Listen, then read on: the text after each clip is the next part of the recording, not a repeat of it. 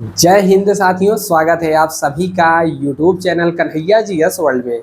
दोस्तों, जैसा कि आप सभी लोग जान रहे हैं, एसएससी जीडी भर्ती 2024-25 इसमें तमाम पोस्टों पर भर्तियां होती हैं। जैसे बीएसएफ हो गया, सीआरपीएफ हो गया, आईटीबीपी हो गया, एनसीबी हो गया, एसएसबी हो गया, एसएसएफ हो गया, इसके अलावा सीआईएसएफ, असम राइफल। ठीक है, इसके अंतर्गत यानी एसएससी जीडी के अंतर्गत यह सभी पोस्टें होती हैं। तो इस वीडियो में हम लोग सभी पोस्ट के बारे में जानेंगे कि जो भी विभिन्न सुरक्षा बल हैं, इनकी पोस्टिंग कहाँ पर होती है और इन लोगों को क्या कार्य करना पड़ता है। ठीक है, तो चलिए शुरू करते हैं आज का वीडियो। और देखिए, आपके सामने सबसे पहले आता है सीआरपीएफ। ठीक है, सीआरपीएफ का फुल फॉर्म होता है सेंट्रल रिजर्व पुलिस फोर्स। पहले भी इसको सीआरपीएफ के नाम से जाना जाता था 1939 तक, 1939 में। लेकिन सी का मतलब यहाँ सेंट्रल नहीं होता था, बल्कि क्राउन होता था। ठीक है, लेकिन बाद में 1949 में सी फॉर सेंट्रल कर दिया गया। देखिए, सीआरपीएफ का कार्य क्या होता है। सीआरपीएफ जैसा कि नाम से ही है कि रिजर्व पुलिस फोर्स, तो यह पूरे देश की एक तरीके से रिजर्व पुलिस फोर्स है। देश में जब भी इनकी ज़रूरत लगती है, जैसे कोई आपदा आ गया, ठीक है, प्राकृतिक आपदा आ गया, या कहीं पर आतंकी हमला हो गया, ठीक है, इसके अलावा भी जो संयुक्त राष्ट्र का सुरक्षा मिशन है, उसके हिस्से के रूप में भी सीआरपीएफ कार्य करती है। ठीक है, तो आप यहाँ पर देख सकते हैं, भारत सभी हिस्से की मतलब भारत के सभी हिस्से की आंतरिक सुरक्षा की देखभाल का कार्य किसका होता है? सीआरपीएफ फोर्स का होता है। इसके अलावा हमने यूएन में भी बता दिया इसका जो शांति मिशन, इसमें भी ये लोग जाते हैं। और सभी महत्वपूर्ण इंस्टीट्यूट की रखवाली से लेकर नक्सल विरोधी अभियानों और चुनाव, वर्तमान में है ना, तो चुनाव कार्यों के लिए, इसके अलावा वीआईपी की सुरक्षा इत्यादि की जिम्मेदारी किसकी होती है? सीआरपीएफ की होती है। ठीक है, तो देश के हर एक हिस्से में सीआरपीएफ की जरूरत पड़ती है। ठीक है, खासकर यहाँ पर देखिए, नक्सल वाला एरिया, यहाँ पर छत्तीसगढ़ झारखंड हो गया। आप लोग यहाँ पर अक्सर सुनते होंगे सीआरपीएफ पर हमला हो गया। सीआरपीएफ ज़्यादातर नक्सल एरिया और देश के आंतरिक सुरक्षा के लिए कार्य करती है। इसका यहाँ पर लोगो देख सकते हैं, सेंट्रल रिजर्व पुलिस फोर्स। अब बढ़ते हैं नेक्स्ट के ऊपर। अगला आता है असम राइफल। ठीक है, असम राइफल जैसा कि नाम से ही पता है कि असम यानी कि देश के पूर्वोत्तर वाले हिस्से में कार्य करती है असम राइफल। ठीक है, क्या कार्य होता है इनका?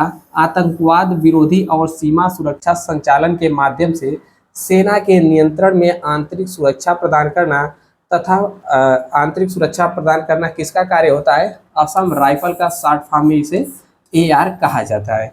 इसका लोगो आप देख सकते हैं, यहाँ पर खुकरी बनी रहती है। इसके अलावा आपातकाल के समय में नागरिकों को सहायता प्रदान करना, और जो भी दूरस्थ क्षेत्र हैं यहाँ पर संचार चिकित्सा सहायता प्रदान करना, और युद्ध के समय जरूरत पड़ने पर युद्ध स्थल के आसपास के क्षेत्रों में सुरक्षित करने के लिए लड़ाकू बल के रूप में भी यहाँ पर आसाम राइफल का काम होता है। नेक्स्ट यहाँ पर आता है बीएसएफ। ठीक है, बीएसएफ नाम से ही पता है सीमा सुरक्षा बल यानी कि बॉर्डर सिक्योरिटी फोर्स। तो देखिए, देश के हिस्से में मेनली इसका स्थापना किया गया था जब भारत पाकिस्तान युद्ध हुआ था। तो देश में एक सुरक्षा बल की कमी महसूस हुई और उसी के बाद यहाँ पर बीएसएफ का स्थापना हुआ था। ठीक है, इसको कहाँ पर लगाया जाता है, ड्यूटी कहाँ पर लगती है? तो इधर आप देख सकते हैं, पाकिस्तान है भारत के पश्चिम साइड में, और इधर है बांग्लादेश। तो दोनों यहाँ पर बॉर्डर पर किसका ड्यूटी लगता है? बीएसएफ का ड्यूटी लगता है। आप यहाँ पर देख सकते हैं, फेंसिंग है, यहाँ पर ड्यूटी लोग कर रहे हैं। तो यहाँ पर यानी कि भारत पाकिस्तान बॉर्डर और भारत बांग्लादेश बॉर्डर पर इनकी ड्यूटी लगती है। ठीक है, यहाँ पर लिखा हुआ भी है। इसके अलावा इसके आसपास जो भी सीमावर्ती क्षेत्र है, यहाँ के लोगों की सुरक्षा करना, और यह भी ध्यान देना कि जो कि सीमा पार से कोई आतंकवादी गतिविधि तो नहीं हो रही है, कोई तस्कर होकर के किसी चीज़ का तस्करी का सामान तो नहीं आ जा रहा है। ठीक है, इसके अलावा सीमा पर तस्कर और किसी भी अवैध रूप से गतिविधियों को रोकना, घुसपैठ को रोकना तथा सीमा पार से खुफिया जानकारी को भी एकत्र करना बीएसएफ का कार्य होता है। ठीक है, नेक्स्ट यहाँ पर आता है एसएसएफ। ठीक है, तो एसएससी जीडी में सबकी चाहत यही होती है कि हमको यह वाला पोस्ट मिल जाए। ठीक है, और यहाँ पर यह हाई रैंक वाले को यानी कि जिसका नंबर ज़्यादा आता है उसी को यह पोस्ट मिलती है। एसएसएफ का फुल फॉर्म होता है सेक्रेटरीट सिक्योरिटी फोर्स, जैसा कि नाम से ही यहाँ पर आ रहा है सचिवालय। ठीक है, तो यह जो सचिवालय होता है, सचिवालय परिसर में वहाँ का गेट हो गया, ठीक है। और सचिवालय के अंदर जो भी लोग मंत्री वगैरह रहते हैं उनका जो रूम रहता है वहाँ पर इन सब की ड्यूटी, यानी कि कुल मिला जुला के सचिवालय परिसर में गेट और यहाँ पर अन्य स्थानों पर गाड़ी की तैनाती करने के लिए, ठीक है, अन्य स्थानों पर गार्डों की तैनाती करने के लिए इनकी ड्यूटी लगती है एसएसएफ की, ठीक है। इसके अलावा आंतरिक अनुशासन, वाहनों के प्रवेश एवं पार्किंग, सचिवालय परिसर में सामग्री बाहर ले जाने में नियमन एवं सचिवालय की संपत्ति की सुरक्षा और देखरेख करना एसएसएफ फोर्स का काम होता है। तो आप सभी लोग समझ गए सचिवालय यानी कि इनकी ड्यूटी कहाँ पर लगती है, दिल्ली में ही ड्यूटी लगती है और उसके आसपास के क्षेत्रों में इनकी ड्यूटी लगती है एसएसएफ की। यहाँ पर इसका देख सकते हैं मिनिस्ट्री ऑफ होम अफेयर्स यानी कि गृह मंत्रालय के अंतर्गत यह फोर्स काम करती है। अगला यहाँ पर आता है सीआईएसएफ, ठीक है। सीआईएसएफ का फुल फॉर्म होता है सेंट्रल इंडस्ट्रियल पुलिस फोर्स, यानी कि केंद्रीय औद्योगिक सुरक्षा बल। नाम से ही पता चल रहा है औद्योगिक, ठीक है।